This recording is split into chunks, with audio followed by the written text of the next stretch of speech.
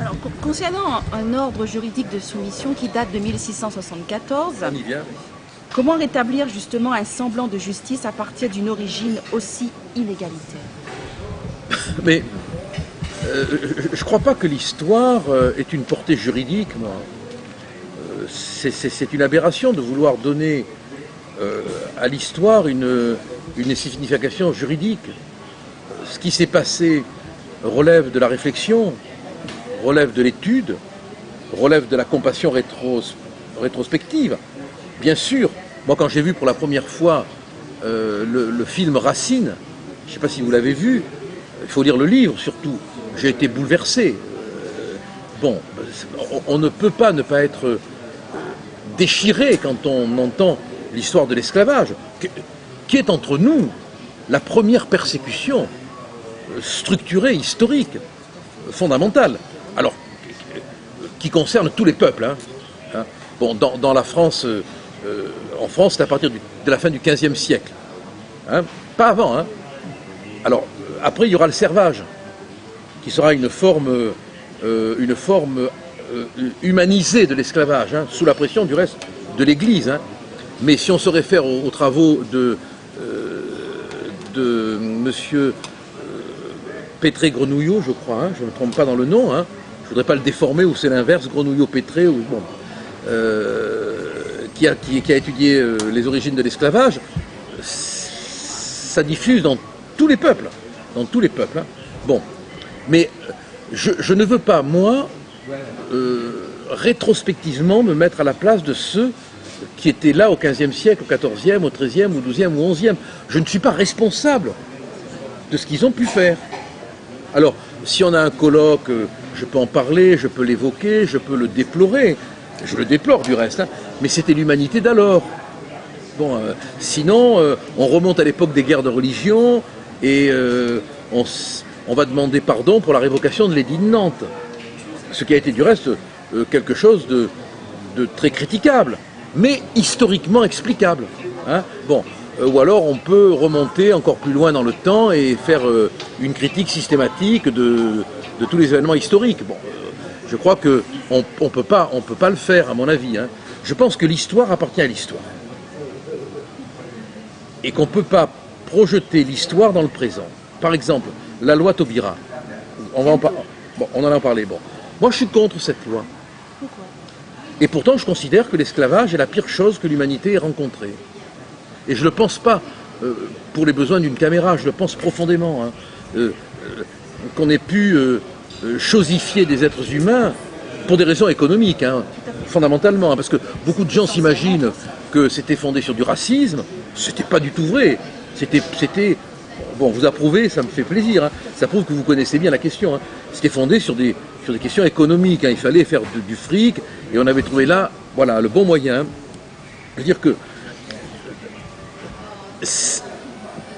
comment incriminer, je veux dire, le passé n'est pas là pour répondre. Voilà, le passé. Vous ne pouvez pas l'interroger, il ne peut pas vous répondre, il est le passé. Alors comment faire le procès d'un passé qui ne peut pas répondre? Comment? Où sont les esclavagistes du XVIe siècle pour répondre à Madame Taubira? Elle a raison, L'esclavage, du reste, je vais même plus loin, je pense que le drame des peuples d'Afrique, c'est qu'ils n'aient pas eu à leur disposition une littérature pour raconter l'esclavage.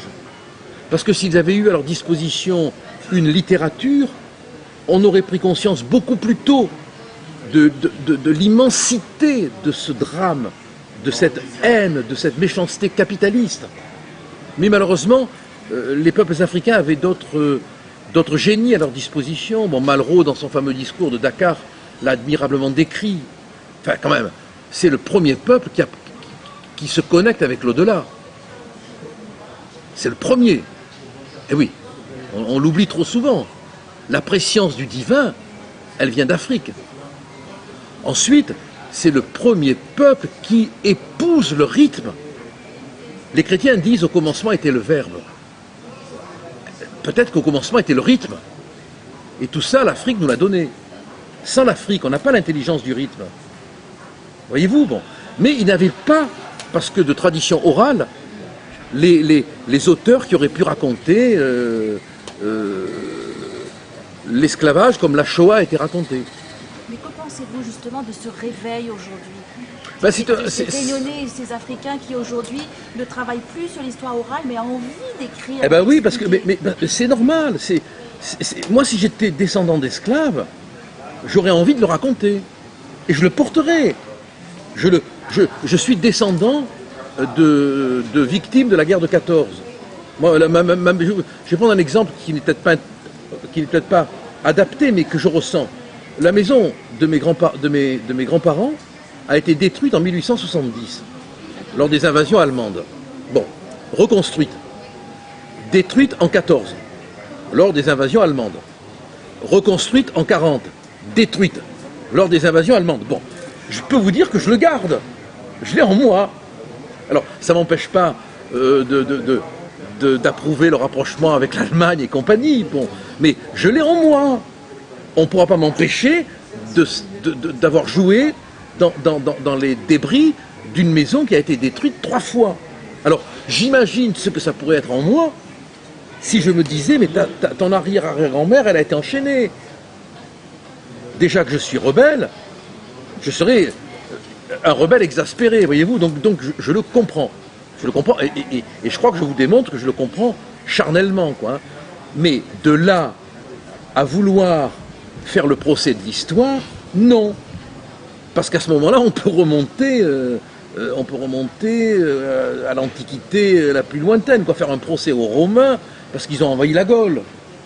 Demander réparation pour l'incarcération de Vercingétorix. Non mais vous voyez jusqu'où on peut aller. Bon, alors, non, l'histoire appartient à l'histoire. Et c'est pas pour rien, vous savez, que dans l'enseignement des princes de l'Inde, on considérait que l'histoire était une science sacrée. Parce que c'était le moyen de simuler des événements, d'y entrer et de voir comment on se serait comporté. Mais toujours d'une manière anachronique, parce qu'on se comporte dans l'événement avec sa sensibilité d'aujourd'hui. Mais c'est le passé. Alors là, oui, on peut le juger à titre individuel. Et quand on a fait un événement de portée nationale pour créer une loi, non. C'est pas à la loi de juger l'histoire. Voilà.